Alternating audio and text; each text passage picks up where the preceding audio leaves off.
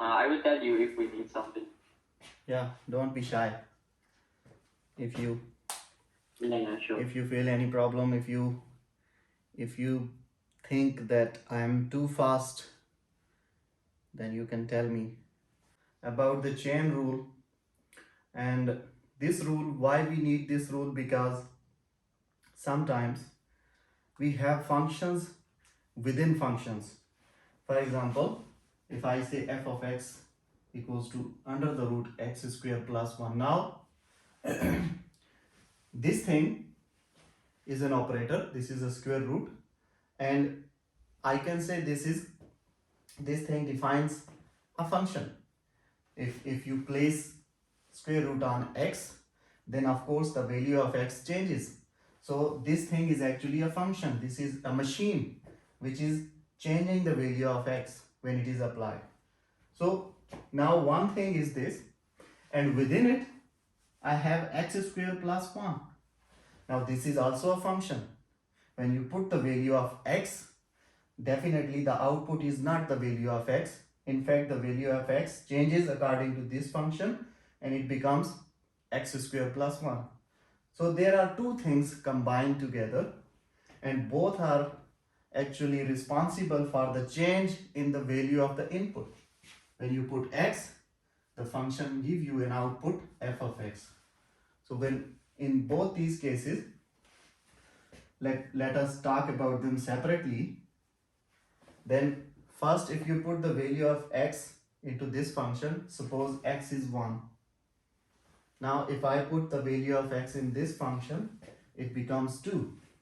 Now this is, if the function is simple, single function, then this is my answer. This is my output. But the problem here is that this is not the output. Actually, the result of this function is again going to be worked with another machine, with another function. So actually the input was this, and when applied, this input was given to this function, it gave me an output. Now this is an output for this first function, but this output is not my answer. Now this output again it become input, and this input is going to another function, the square root, and after the square root I get the value this, which is whatever the value is. Now this is the actual output.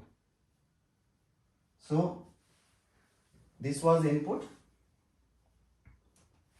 it went through one function and the function gave me an output. This output again become an input for another function and it went through that function and it gave me output. Now this is the output. So what happened? Actually, there was a function f, suppose the whole function, but within this function there was another function g. So the value of x first went through this inner function, this one, and we got some output, and this output again, now let me say this, the output of this, let me say this become u. Whatever the answer of g of x is, this function, here in this case it is 2. So I'm saying 2 is another input now, and I change the name because I used x for the first time. So I'm changing the name. Now I say whatever the answer is, it become u. Now this u again goes through this another function and I get some output, let's suppose z. That is the answer. So when you have such kind of situations, then you cannot apply the rules of differentiation which we have discussed before, because we didn't discuss how to deal with such kind of things if we have function within a function. So in such situations we need another rule, and that rule is named as chain rule. So the chain rule is applied when you have composite functions. This function, such kind of functions, they are called composite functions, f circle g. So if you have such kind of functions, which are functions within functions, then we apply the chain rule, and the chain rule is very simple but a little different from product and quotient.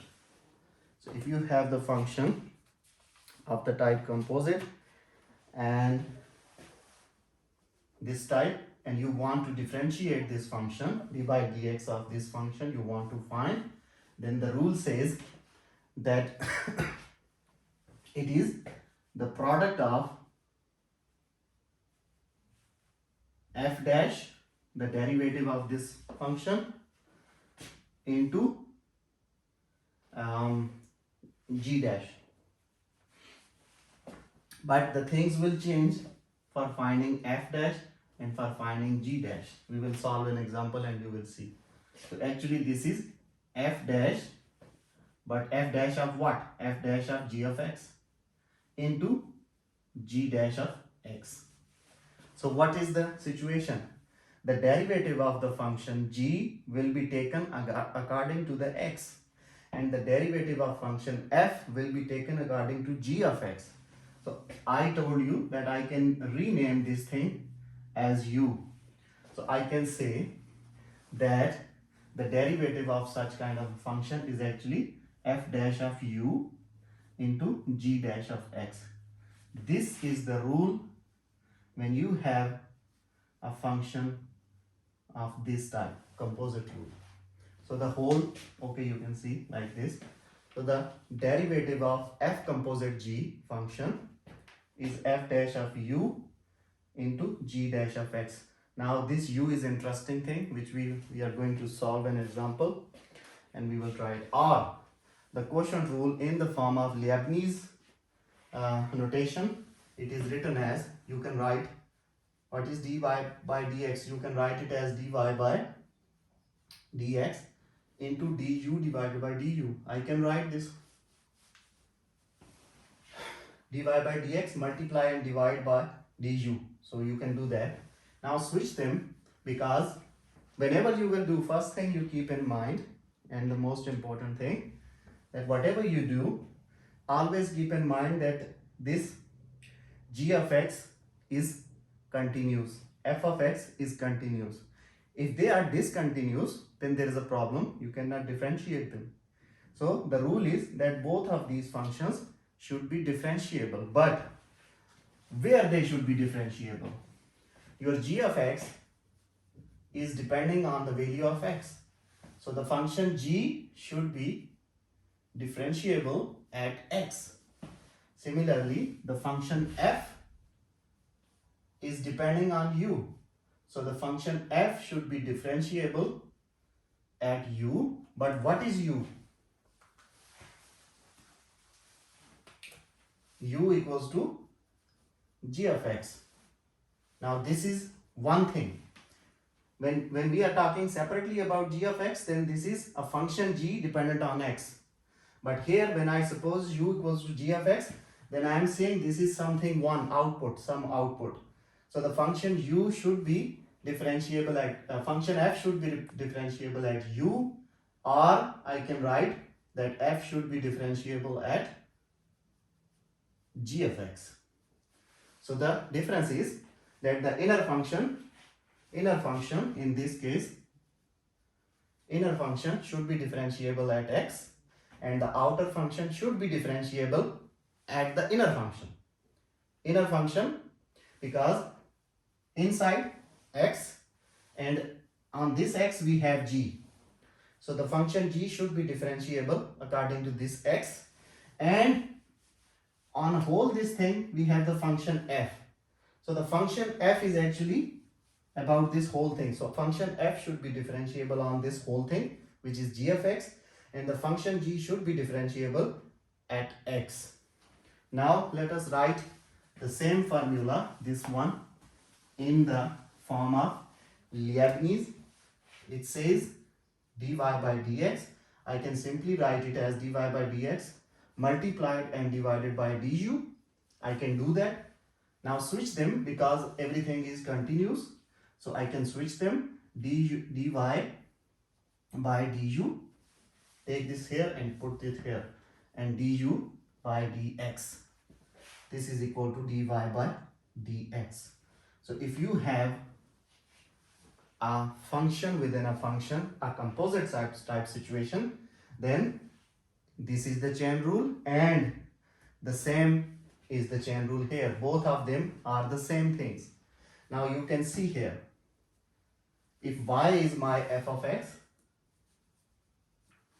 then the function y is taken derivative with respect to u, and the function u is taken derivative with respect to x. If f is my function y, then function f is taken derivative with respect to u, and function g is taken derivative with respect to x. Delta u is the change in u, and what is this delta u coming from? This delta u is the change coming because of delta x. I told you already, if g is a differentiable function at x and f is differentiable function at g of x. So these are the two assumptions. Okay, now this f actually means y, so the y is talking about the x. Now when we talk about the change in y, if we talk about delta y, then from where this delta y is coming? It is actually coming from the change in delta x. When the x changes here, correspondingly in the air the y changes. So whenever if we have x1, then its corresponding y is f of x1, and if we have x2, the corresponding y is f of x2. So whatever the value of x is, we get the corresponding y. Now if they change, they give me delta x, then of course they give me delta f of x, that is delta y. So delta u can be written as, how can you write delta u? Can you tell me how to write delta u? U equals to g of x. This is the definition of u. And y equals to f of x. This is the definition of y. I'm talking about the change in u. How can I write it? Let me tell you. Let me tell you about y. For y, I can write it as f of x plus delta x minus f of x. This is the change in y. So can you tell me a similar formula for u when u equals to g of x? Yeah, delta u is equal to g of delta u. No. Wait, U equals to g of x. Yeah, x plus delta, yeah. Y equals to f of x. X That's why y give me this relation. U equals to g of x. So delta u will be g of x plus delta x minus the actual g of x. Similarly, I already told you that delta y equals to what? It is f of x plus delta x minus f of x, means you know that this dy by dx, what is dy by dx? It is limit this delta x approaches 0. Delta x approaches 0. Delta. If we apply in actual, when we have delta y divided by delta x, when we assume that this delta x is very small, approximately 0, then in Leibniz notation this becomes dy by dx. We know this already, right? Now in this equation I can write it as limit delta x 0, delta y divided by delta x, the same thing which I did in the case of Leibniz. I said I can write it as dy by dx into du by du. So in the form of delta I can do that here. Multiply and divide by delta u. Now switch the limit.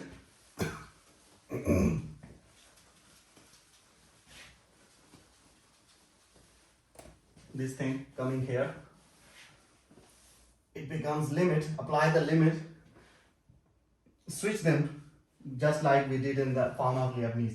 Limit delta x goes to 0, delta y divided by delta u, and delta u divided by delta x.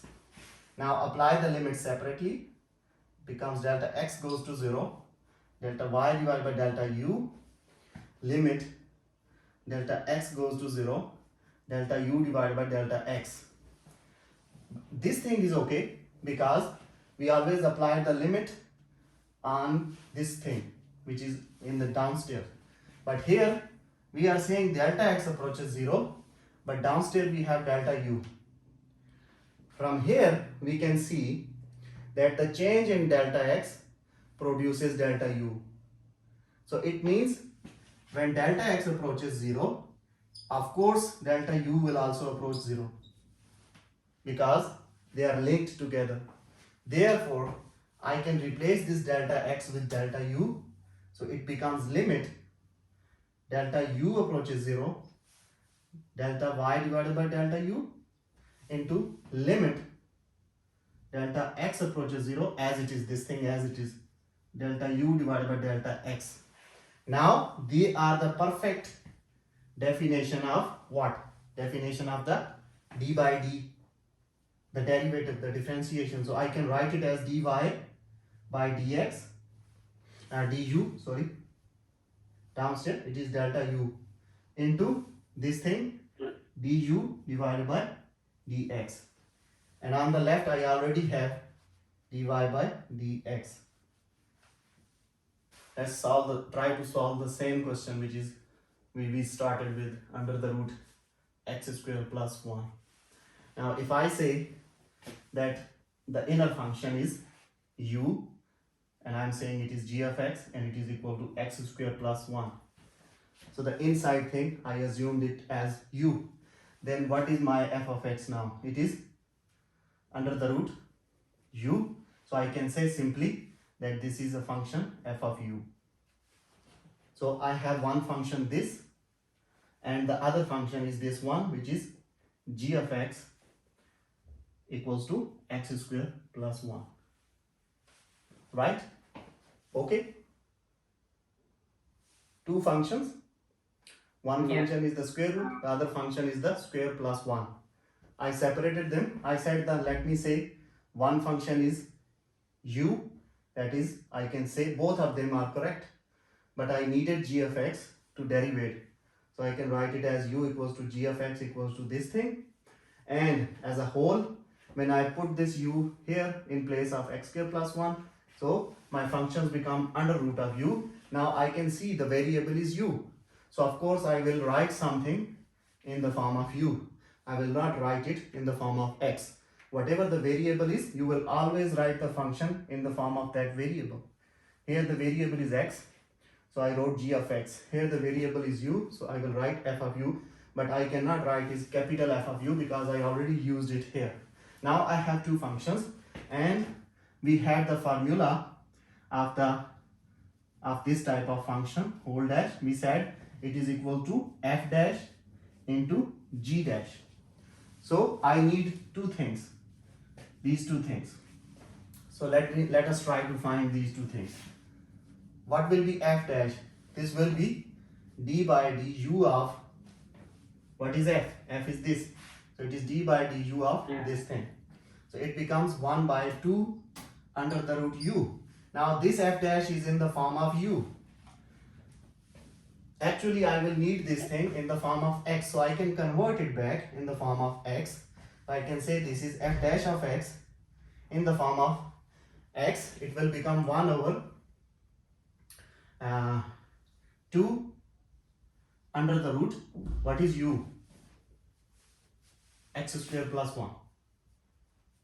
Okay, so I got this value. This is my f dash.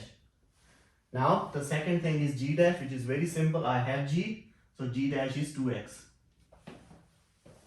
This thing and this thing together, put them in the formula, so you get fg whole dash equals to 1 by 2 under the root x square plus 1 into 2x.